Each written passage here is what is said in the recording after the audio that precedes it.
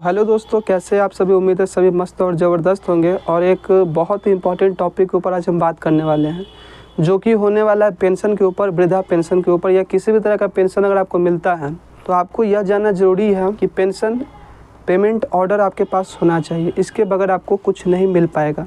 सरकार आपका जो वृद्धा पेंशन है या विधवा पेंशन या कोई भी पेंशन, उसको ये सरकार बंद कर सकती है, और ये आपको पता होना चाहिए। ये इतना इम्पोर्टेंट क्यों है, तो मैं आपको एक केस दिखाऊंगा जो हमारे पास आया है, और इसका पीडीएफ हमारे पास है। पहले आपको इसको समझाऊंगा ये है क्या। पीपीओ ऑर्डर अगर आपको पता नहीं होता है, पीपीओ आईडी, तो इसके बिना आप क्या नहीं कर सकते हो। तो आप जीवन प्रमाण पत्र नहीं भर सकते हो, और इसके बगैर आप किसी भी पेंशन का लाभ नहीं उठा सकते हो। तो ये आपको जानना बहुत ज़रूरी है। अगर आप साइबर कैफ़े चलाते हो तो ये भी आपको पता होना ज़रूरी है, क्योंकि अगर आप इंडिया से किसी भी स्टेट से, असम, बिहार, उड़ीसा, बंगाल, त्रिपुरा, मिजोरम, कहीं से भी आप हो, ये वीडियो आपके लिए बेहद इम्पॉर्टेंट है। क्योंकि एक स्पेसिफिक साइट है जहाँ से आप पूरे इंडिया में जितना पेंशन चलता है उसका पीपीओ आईडी निकाल सकते हो। तो मैं आपको बताऊं, सबसे पहला केस हमारे पास क्या आया है, तो ये हमारे सामने में है और मैं आपको इसको दिखाना चाहूँगा। इनका नाम क्या है, ये शिवहर ज़िला से हैं। पूर्णिया ब्लॉक का नाम है, पंचायत का नाम, ग्राम का नाम, योजना का नाम है ओल्ड एज पेंशन। आप इसको देख पा रहे होंगे, ओल्ड एज पेंशन। लाभार्थी संख्या निकालना कोई बहुत बड़ी चीज़ नहीं है। आधार नंबर से आप लाभार्थी संख्या को खोज सकते हो, ये सभी को आता है, इसमें कोई बहुत बड़ी चीज़ नहीं है। इसके बाद आपको नाम दिखाऊं तो इनका नाम जो है वो दिया गया है, पति का नाम, जन्म की तिथि आधार के अनुसार, और खाता संख्या जो भी इनका बैंक है उस बैंक का खाता संख्या यहाँ पे दिया गया है। लेकिन एक यहाँ पे स्टेटस क्या दिया गया है, ये बेहद इंपॉर्टेंट है आपके लिए, कि इनका जो पेंशन है वो लगभग 3 सालों से रोक दिया गया है। कारण क्या है, तो इनको लाभार्थी को नॉन ट्रेसेबल किया गया है। अगर इस स्थिति से आप बाहर निकलना चाहते हो तो ये वीडियो आपके लिए बेहद इम्पॉर्टेंट है, क्योंकि इस वीडियो के बाद अगर मैं दूसरा पार्ट लेके आता हूं तो वहां पे मैं आपको केवाईसी करना सिखाऊंगा। और इनका कारण क्या है, ये आप जब पीपीओ के साइट पे जाओगे तो आप देख पाओगे कि आखिर क्या क्या कारण है जो इनका पेंशन को बंद कर दिया गया है। दिक्कत आखिर कहाँ से है, ब्लॉक से है, बैंक से है, कहाँ से दिक्कत है, ये बहुत ज़रूरी है। और एक बार फिर से मैं आपको बता दूँ, आपको ये जानना बेहद ज़रूरी है। अगर आपके पास पीपीओ आईडी है, अकाउंट नंबर है, आधार नंबर है, तो आप बेनिफिशियरी आईडी तो पता कर ही सकते हो। और ये चारों पता होने के बाद आप डायरेक्ट एक साइट है जो मैं आपको बताऊंगा, वहाँ पे जाकर केवाईसी कर सकते हो। और मैं गारंटी लेता हूँ कि इसके बाद इनका पेंशन आना शुरू हो जाएगा। और आप में भी अगर ऐसा कुछ प्रॉब्लम है, आपका ये पेंशन आना शुरू हो जाएगा, ये गारंटी है मेरी। तो लैपटॉप के माध्यम से, कंप्यूटर के माध्यम से हम आपको दिखाएँगे वो साइट कौन सा है, और उस साइट पर किस किस तरह जाना है, स्टेप बाई स्टेप हम आपको बताएँगे। और इससे पहले अगर आप हमारे चैनल पर नए हैं तो चैनल को सब्सक्राइब कीजिए, और वीडियो पसंद आए तो ज़रूर से आप इसको लाइक कीजिएगा। तो वीडियो को हम शुरू करते हैं और चलते हैं अपने साइट के ऊपर। तो दोस्तों, हम यहाँ अपने सिस्टम पे आ चुके हैं, और यहाँ पे सबसे पहले आपको अपना कोई भी ब्राउज़र जो भी आप यूज़ करते हो उसको यहाँ पे ओपन कर लेना है। तो हम यहाँ पे क्रोम ब्राउज़र यूज़ करते हैं, तो इसको यहाँ पे ओपन करेंगे। और यहाँ पे ओपन करने के बाद आपको करना क्या है, आपको जाना है गूगल पे, और गूगल पे आपको लिखना है NSAP डायरेक्ट लिख के आपको यहाँ पे इसको सर्च कर लेना है।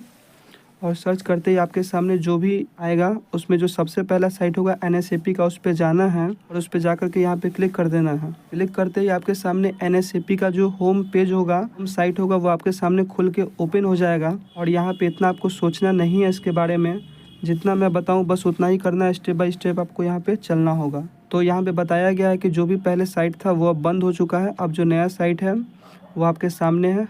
इस पे आपको NSAP.DORD government.in पे जा करके क्लिक कर लेना है।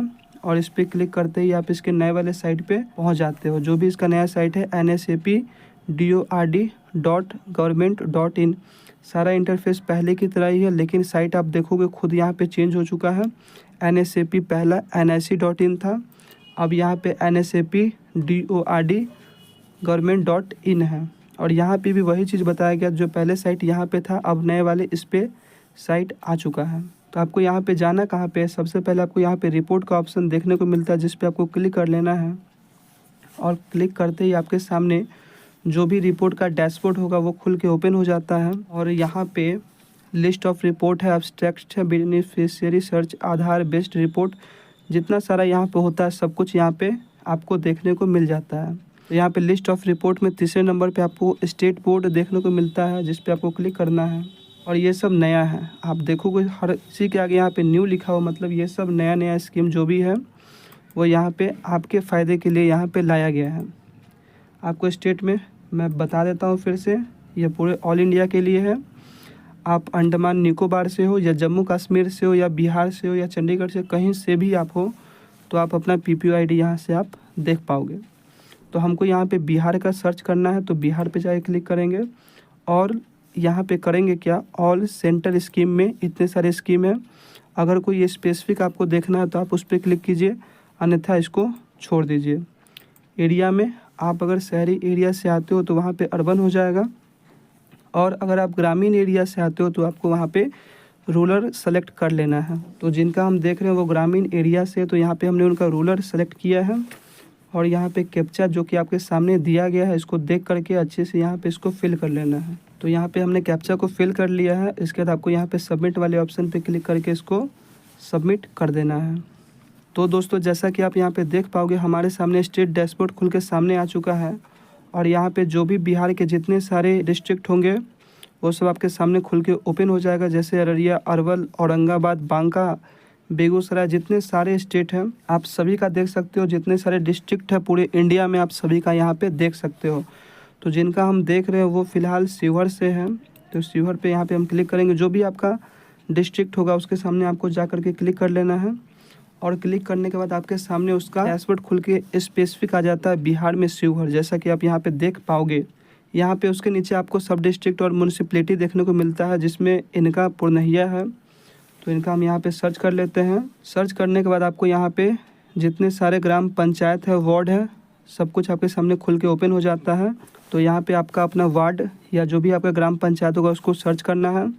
और जितने आपके वार्ड पंचायत में, ग्राम पंचायत में, वार्ड संख्या में जितने आपके लोग होंगे जो कि किसी न किसी के तहत वहाँ पे जुड़े होंगे, किसी का विधवा पेंशन, किसी का वृद्धा पेंशन, किसी का विकलांग पेंशन, जितने सारे पेंशन हैं उन सभी का यहाँ पे आपको शो होता हुआ आ जाएगा। तो दोस्तों अब समझने वाली बात यह है कि यहाँ पे सबसे पहला नाम यहाँ पे गुलाब सहनी का है, जिनका एज 85 साल है।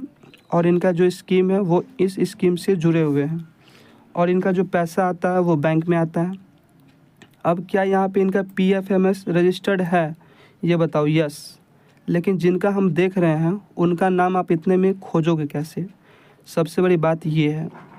तो आपको करना क्या है, आपको यहाँ पे जाना है और यहाँ पे आपको एक सर्च का भी ऑप्शन देखने को मिलता है, यहीं पे कहीं पे सर्च विथ, यहाँ पे फाइंड एंड एडिट। तो यहाँ पे फाइंड में आपको जाना है और यहाँ पे उनका नाम यहाँ पे सर्च कर लेना है जिनका हमको खोजना है। तो यहाँ पे हमारे सामने उनका नाम आ गया है, जिनका नाम तारा देवी है और जिनका एज 89 ईयर्स फीमेल है, और उनका वृद्धा पेंशन में प्रॉब्लम है, और बैंक के माध्यम से इनका पैसा आता है। लेकिन PFMS क्या रजिस्टर्ड है, तो नहीं। जहाँ पे आप यस देख रहे हो उन सब का रजिस्टर्ड है और उनका पैसा भी उनके खाते में आता है, लेकिन यहाँ पे इनका रजिस्टर्ड नहीं है, जिस कारण से इनका पैसा इनके खाते में नहीं आता है। तो यहाँ पे इस सेक्शन पे जाके आपको क्लिक कर लेना है, जो कि होता है सेक्शन नंबर। और हमारे सामने अब इनका सारा डेटाबेस खुल के सामने आ चुका है। तो यहाँ पे आप देखो इनका नाम जो है, इनका स्टेटस क्या है, तो ये एक्टिव है। लेकिन यहाँ पे इनका ये हो गया जो आप देख रहे हो BHS 03313 करके, ये आपको सेक्शन ऑर्डर नंबर है, जो कि हमको आपको यहाँ पे बताना था। जो कि आप सामने में देखो तो पेंशन पेमेंट ऑर्डर ही तो हमको जानना था, इस वीडियो के माध्यम से सेक्शन ऑर्डर ही तो जानना था। तो फाइनली आप इसके माध्यम से, इतने छोटे से वीडियो के माध्यम से मैं आपको यही बताना चाहता था कि सेक्शन ऑर्डर पता कैसे करते हैं। और अगर आपको सेक्शन ऑर्डर पता नहीं है तो इसके बिना आप जीवन प्रमाण पत्र का कोई भी काम नहीं कर सकते हो। तो यहाँ से क्या क्या हमें पता चला, पहले ये समझो आप। यहाँ से हमें ये पता चला कि इनका जो प्रॉब्लम था वो PFMS में है और बैंक द्वारा उनको रजिस्टर्ड नहीं किया गया है। दूसरा चीज़ क्या हो सकता है, इनका बैंक अकाउंट सीडेड नहीं है। और तीसरा चीज़ क्या है, ये एक्टिव तो है लेकिन इनका जो सेक्शन नंबर अब हमें पता चला, इसके द्वारा अब हम इनका जीवन प्रमाण पत्र बनाएंगे और उसको आप ऑनलाइन यहाँ पे अप्लाई करेंगे और इनका पेंशन क्या होगा, चालू हो जाएगा।